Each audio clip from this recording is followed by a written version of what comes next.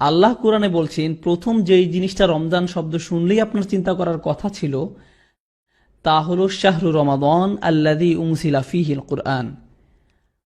আল্লাহ এটা বলেননি যে তাতে তিনি রোজা ফরজ করেছেন, বলেছেন আল্লাযী উনজিলা ফীহিল কুরআন, সেই মাস যাতে কোরআন নাজিল করা হয়েছিল।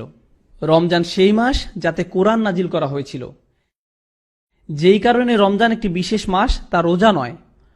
রমজান এই কারণেই বিশেষ, কারণ এই মাসে কোরআন নাজিল হয়েছিল। আল্লাহ এটাই আমাদের বলছেন। এখন আপনার নিজেকে প্রশ্ন করতে হবে, আপনি রমজানে রোজা রাখছেন কিন্তু আপনি কোরআন পড়ছেন না। আপনি রোজা রাখছেন কিন্তু পুরো 30 দিনে এক পাতা কোরআনও আপনি মুখস্থ করেননি। এক পাতা থাক, এমনকি আধা পাতাও নয়, এমনকি 2টা আয়াতও নয়, আপনি কোরআন থেকে কিছুই মুখস্থ করেননি। তাহলে আপনি কিভাবে বুঝবেন আল্লাহ আপনাকে কি বলছেন? রমজানের পুরো উদ্দেশ্যটাই ছিল কোরআন নাজিল হওয়াটা উদযাপন করা। আমি আগেও বলেছি, একটা জাতির জন্য প্রথম যে জিনিসটা দরকার তা হলো রাজধানী। এখন আমাদের নতুন রাজধানী কি?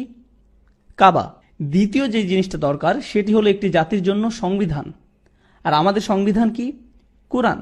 আর সংবিধান যখন লিখিত হয় আর অনুমোদিত হয়, প্রত্যেক জাতি তা উদযাপন করে। প্রত্যেক জাতি যাদের সংবিধান আছে তাদের একটি সংবিধান দিবসও আছে, যেদিন তাদের সংবিধান কার্যকর হয়েছিল। আছে সবার এরকম দিবস, ঠিক আছে? আমাদের সংবিধান নাজিল হয়েছিল রমজান মাসে।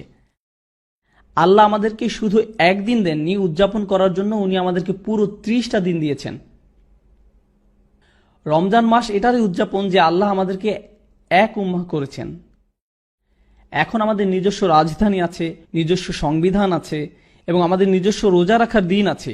ইহুদিরা যেদিন রোজা রাখতো এটা আর সেই দিন নেই। আর আইয়াম মাদুদাত নয়, পুরোপুরি আলাদা করে ফেলেছেন।